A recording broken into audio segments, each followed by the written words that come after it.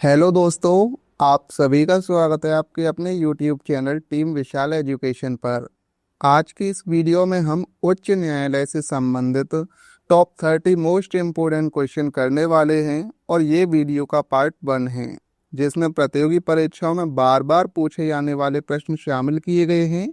अगर आप किसी भी एग्जाम की तैयारी कर रहे हैं तो ये वीडियो आपके लिए काफ़ी ज़्यादा यूजफुल रहने वाली है।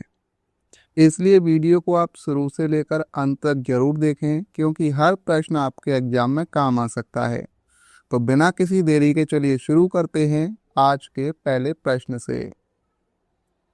दोस्तों, भारत में उच्च न्यायालय की स्थापना का प्रावधान किस अनुच्छेद में है? तो इस प्रश्न का राइट आंसर हो जाएगा ऑप्शन ए, अनुच्छेद 214 में। भारतीय संविधान का अनुच्छेद 214 कहता है कि प्रत्येक राज्य के लिए एक उच्च न्यायालय होगा और यही अनुच्छेद उच्च न्यायालय की स्थापना का प्रावधान करता है। और इसके बाद के अनुच्छेद भी महत्वपूर्ण हैं, जैसे अनुच्छेद 215 उच्च न्यायालय अभिलेख न्यायालय होगा। अनुच्छेद 216 में है उच्च न्यायालय की संरचना और 217 में उच्च न्यायालय के न्यायाधीशों की नियुक्ति और सेवा शर्तें। नेक्स्ट प्रश्न है, उच्च न्यायालय किसका सर्वोच्च न्यायालय होगा? राज्य का, जिले का, केंद्र का या फिर पंचायत का? इस प्रश्न का राइट आंसर हो जाएगा दोस्तों ऑप्शन ए, राज्य का। उच्च न्यायालय किसी राज्य का सर्वोच्च न्यायालय होता है और प्रत्येक राज्य कुछ राज्यों के लिए एक उच्च न्यायालय होता है और उसके अधीन जिला न्यायालय तथा अन्य अधीनस्थ न्यायालय कार्य करते हैं। और पूरे भारत का सर्वोच्च न्यायालय सुप्रीम कोर्ट है, जबकि राज्य का सर्वोच्च न्यायालय हाई कोर्ट होता है। भारत का पहला उच्च न्यायालय कौन सा था?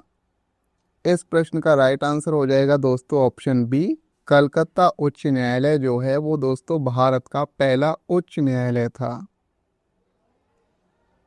भारत का पहला उच्च न्यायालय यानी हाई कोर्ट कलकत्ता उच्च न्यायालय था। इसकी स्थापना 1 जुलाई 1862 को इंडियन हाई कोर्ट एक्ट 1861 के तहत हुई थी। और इसके बाद मद्रास उच्च न्यायालय और बॉम्बे उच्च न्यायालय की स्थापना भी 1862 में हुई थी। और इलाहाबाद उच्च न्यायालय बाद में 1866 में स्थापित हुआ। कलकत्ता, बम्बई और मद्रास उच्च न्यायालय की स्थापना कब हुई? तो इस प्रश्न का राइट आंसर हो जाएगा दोस्तों ऑप्शन सी, 1862 में। कलकत्ता, बम्बई यानी मुंबई और मद्रास उच्च न्यायालयों की स्थापना 1 जुलाई 1862 को हुई थी। इसकी स्थापना इंडियन हाई कोर्ट एक्ट 1861 के आधार पर की गई, लेकिन ये न्यायालय अस्तित्व में 1862 में आए। उच्च न्यायालय के न्यायाधीशों की नियुक्ति कौन करता है? तो इस प्रश्न का राइट आंसर है ऑप्शन बी, राष्ट्रपति करता है। दोस्तों, उच्च न्यायालय के न्यायाधीशों को राष्ट्रपति नियुक्त करते हैं, लेकिन राष्ट्रपति अकेले फैसला नहीं लेते हैं। नियुक्ति करने से पहले वे 3 लोगों से राय लेते हैं, भारत के मुख्य न्यायाधीश, संबंधित राज्य के राज्यपाल और उच्च न्यायालय के मुख्य न्यायाधीश। और यानी सलाह की सबकी ली जाती है, लेकिन नियुक्ति राष्ट्रपति ही करते हैं। और यह अनुच्छेद 217 में इसका प्रावधान है। उच्च न्यायालय के न्यायाधीशों की नियुक्ति किस अनुच्छेद में है? तो राइट आंसर है इस प्रश्न का ऑप्शन सी, 217 में। अनुच्छेद 217 में उच्च न्यायालय के न्यायाधीशों की नियुक्ति, उनकी योग्यता और सेवा की शर्तों का प्रावधान किया गया है। और याद रखें, अनुच्छेद 214 में है प्रत्येक राज्य में एक उच्च न्यायालय होगा, 216 में उच्च न्यायालय की संरचना और 217 में उच्च न्यायालय के न्यायाधीशों की नियुक्ति। उच्च न्यायालय के न्यायाधीश की सेवानिवृत्ति की आयु कितनी है? 60 वर्ष, 62, 65 या फिर 68? राइट आंसर हो जाएगा इस प्रश्न का ऑप्शन बी, 62 वर्ष। उच्च न्यायालय के न्यायाधीश 62 वर्ष की आयु तक अपने पद पर बने रहते हैं जैसे ही उनकी आयु 62 वर्ष पूरी होती है वे सेवानिवृत्त हो जाते हैं। और याद रखें कि उच्च न्यायालय के न्यायाधीश की जो आयु होती है वो 62 वर्ष और सर्वोच्च न्यायालय के न्यायाधीश की आयु होती है 65 वर्ष। उच्च न्यायालय के न्यायाधीश को शपथ कौन दिलाता है? राइट आंसर है ऑप्शन बी, राज्यपाल दिलाता है। उच्च न्यायालय के न्यायाधीश की नियुक्ति राष्ट्रपति करते हैं, लेकिन शपथ जो है दोस्तों वो राज्यपाल दिलाते हैं। यानी नियुक्ति राष्ट्रपति करते हैं, शपथ संबंधित राज्य के राज्यपाल दिलाते हैं। और संविधान का अनुच्छेद 219 उच्च न्यायालय के न्यायाधीशों की शपथ से संबंधित है। उच्च न्यायालय का न्यायाधीश बनने के लिए न्यूनतम न्यायिक अनुभव कितना होना चाहिए? राइट आंसर है इस प्रश्न का ऑप्शन सी, 10 वर्ष होना चाहिए। अगर कोई व्यक्ति उच्च न्यायालय का न्यायाधीश बनना चाहता है तो उसे कम से कम 10 साल तक किसी उच्च न्यायालय में वकील के रूप में काम करना चाहिए। यानी 10 साल का वकालत का अनुभव होना जरूरी है और अनुच्छेद 217 में इसकी योग्यता बताई गई है।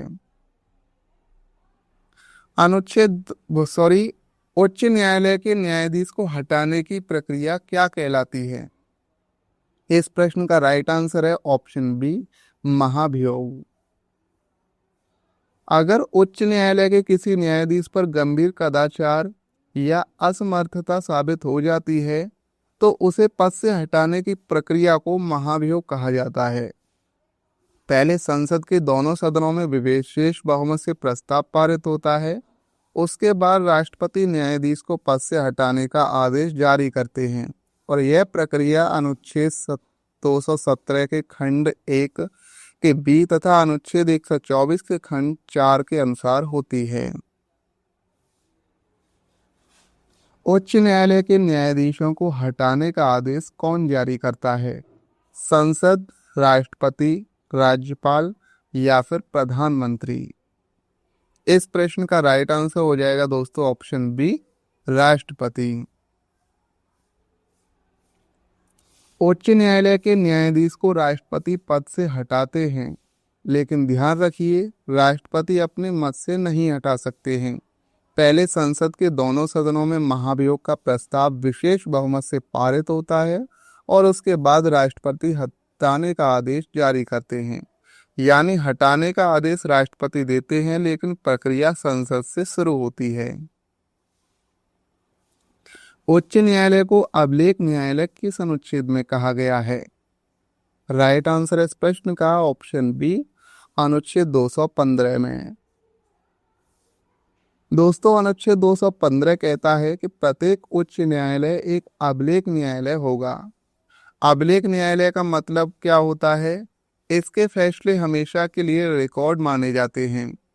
कोई भी अदालत इन फैसलों को प्रमाण के रूप में मान सकती है और यदि कोई न्यायालय का अपमान करता है तो उच्च न्यायालय उसे भी दंड दे सकता है। उच्च न्यायालय को रेट जारी करने की शक्ति किस अनुच्छेद में है? राइट आंसर इस प्रश्न का ऑप्शन सी, अनुच्छेद 226 में। दोस्तों अनुच्छेद 226 के तहत उच्च न्यायालय को रेट जारी करने की शक्ति दी गई है। रेट किस लिए जारी की जाती है? कि अगर किसी व्यक्ति के मौलिक अधिकार या कानूनी अधिकार का उल्लंघन हो जाए तो उच्च न्यायालय रेट जारी करने की उसकी रक्षा करता है। उच्च न्यायालय 5 प्रकार की रेट जारी कर सकता है। पहली बंदी प्रत्यक्षीकरण, दूसरी परमादेश, तीसरी प्रतिषेध, चौथी उत्प्रेक्षण और 5वीं अधिकार परीक्षा। उच्च न्यायालय कितनी प्रकार की रेट जारी कर सकता है? जैसा कि अभी आपको बताया मैंने, ये 5 प्रकार की रेट जारी कर सकता है।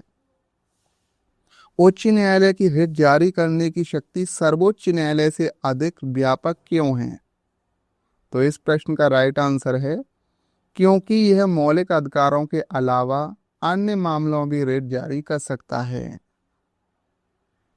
सर्वोच्च न्यायालय केवल मौलिक अधिकारों की रक्षा के लिए रेट जारी कर सकता है, लेकिन उच्च न्यायालय मौलिक अधिकारों के साथ साथ अन्य कानूनी अधिकारों की रक्षा के लिए भी रिट जारी कर सकता है। और यही कारण है कि उच्च न्यायालय की रिट जारी करने की शक्ति सर्वोच्च न्यायालय से अधिक व्यापक मानी जाती है। उच्च न्यायालय के न्यायाधीशों की संख्या कौन निर्धारित करता है? संसद, राष्ट्रपति, राज्यपाल या फिर सर्वोच्च न्यायालय? तो इस प्रश्न का राइट आंसर हो जाएगा दोस्तों ऑप्शन बी, राष्ट्रपति। उच्च न्यायालय में कितने न्यायाधीश होंगे, यह संख्या संविधान में पहले से तय नहीं की गई है। राष्ट्रपति आवश्यकता के अनुसार न्यायाधीशों की संख्या निर्धारित करते हैं, यानी यदि किसी उच्च न्यायालय में मुकदमों की संख्या बढ़ जाती है तो आवश्यकता के अनुसार राष्ट्रपति नए न्यायाधीशों की नियुक्ति कर सकते हैं। दो या दो से अधिक राज्यों के लिए एक उच्च न्यायालय की स्थापना कौन कर सकता है? राइट आंसर है इस प्रश्न का ऑप्शन बी, संसद। दोस्तों, अगर दो या दो से अधिक राज्यों के लिए एक ही उच्च न्यायालय बनाना हो तो यह काम संसद कानून बनाकर करती है और संविधान का अनुच्छेद 231 संसद को यह शक्ति देता है।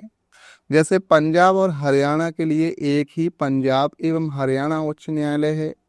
असम, नागालैंड, मिजोरम और अरुणाचल प्रदेश के लिए गुवाहाटी उच्च न्यायालय कार्य करता है। संयुक्त उच्च न्यायालय का प्रावधान किस अनुच्छेद में है? राइट आंसर है इस प्रश्न का ऑप्शन सी, अनुच्छेद 231 में। दोस्तों, उच्च न्यायालय के मुख्य न्यायाधीश की नियुक्ति कौन करता है? इस प्रश्न का राइट आंसर हो जाएगा ऑप्शन बी, राष्ट्रपति।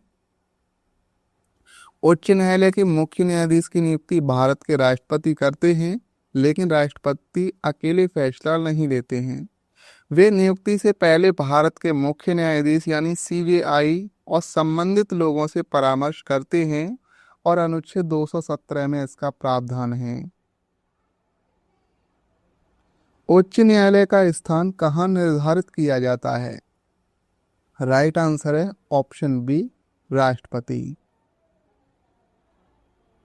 उच्च न्यायालय कहाँ स्थित होगा, उसका मुख्य स्थान कहाँ होगा, यह राष्ट्रपति निर्धारित करते हैं। यानी किसी राज्य के उच्च न्यायालय का मुख्यालय कहाँ बनेगा, इसका निर्णय राष्ट्रपति लेते हैं। जैसे इलाहाबाद उच्च न्यायालय का मुख्यालय प्रयागराज में है, राजस्थान उच्च न्यायालय का मुख्यालय जोधपुर में है। यह व्यवस्था संविधान के अनुच्छेद 214 और संबंधित कानूनों के अनुसार की जाती है। उच्च न्यायालय का पर्यवेक्षण करने की शक्ति किस अनुच्छेद में है? इस प्रश्न का राइट आंसर हो जाएगा ऑप्शन बी, अनुच्छेद 227 में। दोस्तों, अनुच्छेद 227 के तहत उच्च न्यायालय को अपने अधीन आने वाले सभी जिला न्यायालयों और अधीनस्थ न्यायालयों पर पर्यवेक्षण करने की शक्ति प्राप्त है। अब पर्यवेक्षण का मतलब क्या है?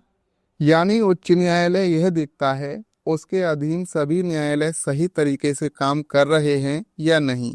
अगर कोई गलती या अनियमितता होती है तो उच्च न्यायालय आवश्यक निर्देश दे सकता है। उच्च न्यायालय अपने कर्मचारियों की नियुक्ति किसके द्वारा करता है? राज्यपाल के द्वारा, मुख्य न्यायाधीश के द्वारा, मुख्यमंत्री के द्वारा या फिर राष्ट्रपति के द्वारा? इस प्रश्न का राइट आंसर हो जाएगा दोस्तों ऑप्शन बी, मुख्य न्यायाधीश के द्वारा। उच्च न्यायालय के कर्मचारियों की नियुक्ति उच्च न्यायालय के मुख्य न्यायाधीश करते हैं। यानी न्यायालय में जो कर्मचारी काम करते हैं उनकी नियुक्ति का अधिकार मुख्य न्यायाधीश के पास होता है और संविधान का अनुच्छेद 229 इस व्यवस्था से संबंधित है। उच्च न्यायालय के न्यायाधीशों को वेतन किस निधि से दिया जाता है? राइट आंसर हो जाएगा इस प्रश्न का ऑप्शन ए, राज्य की संचित निधि। उच्च न्यायालय के न्यायाधीशों का वेतन संबंधित राज्य की संचित निधि से दिया जाता है। इसका मतलब है कि राज्य सरकार इस वेतन में अपनी मर्जी से कटौती या रोक नहीं लगा सकती। ऐसा इसलिए किया गया है ताकि न्यायपालिका स्वतंत्र बनी रहे। उच्च न्यायालय का न्यायाधीश बनने के लिए भारत का नागरिक होना आवश्यक है। इस प्रश्न का राइट आंसर हो जाएगा दोस्तों ऑप्शन ए, हाँ। उच्च न्यायालय का न्यायाधीश बनने के लिए सबसे पहली शर्त है कि वह व्यक्ति भारत का नागरिक होना चाहिए और इसके अलावा कम से कम 10 वर्ष तक उच्च न्यायालय में वकील रहा हो या कम से कम 10 वर्ष तक न्यायिक पद पर कार्य किया हो और यह योग्यता संविधान के अनुच्छेद 217 में दी गई है। उच्च न्यायालय किसका संरक्षक माना जाता है? राइट आंसर हो जाएगा ऑप्शन बी, कानून का। उच्च न्यायालय को कानून का संरक्षक माना जाता है। इसका मतलब है कि उच्च न्यायालय यह सुनिश्चित करता है कि राज्य में सभी लोग और सरकारी अधिकारी कानून के अनुसार ही काम करें। अगर कोई कानून का उल्लंघन करता है तो उच्च न्यायालय न्याय देता है और कानून का पालन करवाता है। उच्च न्यायालय के न्यायाधीशों की नियुक्ति में राष्ट्रपति किससे परामर्श करता है? प्रधानमंत्री, भारत के मुख्य न्यायाधीश, राज्यपाल से या फिर बी और सी दोनों से? राइट आंसर हो जाएगा इस प्रश्न का ऑप्शन डी, बी और सी दोनों, यानी भारत के मुख्य न्यायाधीश और राज्यपाल दोनों से। दोस्तों, उच्च न्यायालय के न्यायाधीशों की नियुक्ति राष्ट्रपति करते हैं, लेकिन नियुक्ति से पहले राष्ट्रपति 2 लोगों से परामर्श लेते हैं, भारत के मुख्य न्यायाधीश और संबंधित राज्य के राज्यपाल से। यानी सलाह दोनों की ली जाती है, लेकिन नियुक्ति राष्ट्रपति करते हैं। नेक्स्ट प्रश्न है, उच्च न्यायालय का न्यायाधीश अपना त्याग पत्र किसे देता है? राइट आंसर हो जाएगा ऑप्शन बी, राष्ट्रपति को। अगर उच्च न्यायालय का कोई न्यायाधीश अपने पद से इस्तीफा देना चाहता है तो वह अपना त्यागपत्र राष्ट्रपति को देता है और अनुच्छेद 217 में इसका प्रावधान किया गया है। याद रखिए कि नियुक्ति राष्ट्रपति करते हैं, त्यागपत्र राष्ट्रपति को दिया जाता है और हटाने का आदेश राष्ट्रपति जारी करते हैं। उच्च न्यायालय के न्यायाधीशों का स्थानांतरण किसके द्वारा किया जाता है? राइट आंसर हो जाएगा इस प्रश्न का ऑप्शन बी, राष्ट्रपति। दोस्तों, उच्च न्यायालय के न्यायाधीशों का स्थानांतरण राष्ट्रपति करते हैं, लेकिन राष्ट्रपति अपने मन से स्थानांतरण नहीं करते हैं। वे भारत के मुख्य न्यायाधीश से परामर्श लेने के बाद ही किसी न्यायाधीश का एक उच्च न्यायालय से दूसरे उच्च न्यायालय में स्थानांतरण करते हैं और यह प्रावधान संविधान के अनुच्छेद 222 में दिया गया है। उच्च न्यायालय के न्यायाधीशों के स्थानांतरण का प्रावधान किस अनुच्छेद में है? राइट आंसर है ऑप्शन ए, अनुच्छेद 222 में। अनुच्छेद 222 में उच्च न्यायालय के न्यायाधीशों के स्थानांतरण का प्रावधान किया गया है और इसका मतलब है कि अगर किसी न्यायाधीश को एक उच्च न्यायालय से दूसरे उच्च न्यायालय में भेजना हो तो यह राष्ट्रपति करते हैं, लेकिन राष्ट्रपति यह काम भारत के मुख्य न्यायाधीश यानी सीजेआई से परामर्श लेने के बाद ही करते हैं। यदि किसी संवैधानिक प्रश्न का निर्णय आवश्यक हो तो उच्च न्यायालय किस अनुच्छेद के अंतर्गत मामले को अपने पास मंगा सकता है?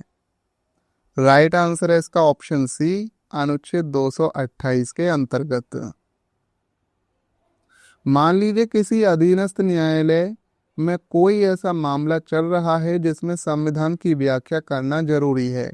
ऐसी स्थिति में उस उच्च न्यायालय उस मामले को अपने पास मंगा सकता है और स्वयं उसका निर्णय कर सकता है और उसका उद्देश्य ये है कि संविधान की सही और एक समान व्याख्या हो। तो दोस्तों, आज की इस वीडियो के पार्ट 1 में हमने उच्च न्यायालय से संबंधित टॉप 30 मोस्ट इम्पोर्टेंट क्वेश्चन को कवर किया है। अगर ये वीडियो आपके लिए हेल्पफुल रही हो तो वीडियो को लाइक करें, शेयर करें और चैनल को सब्सक्राइब जरूर करें। तो चलिए मिलते हैं एक और नई वीडियो के साथ। धन्यवाद। जय हिंद।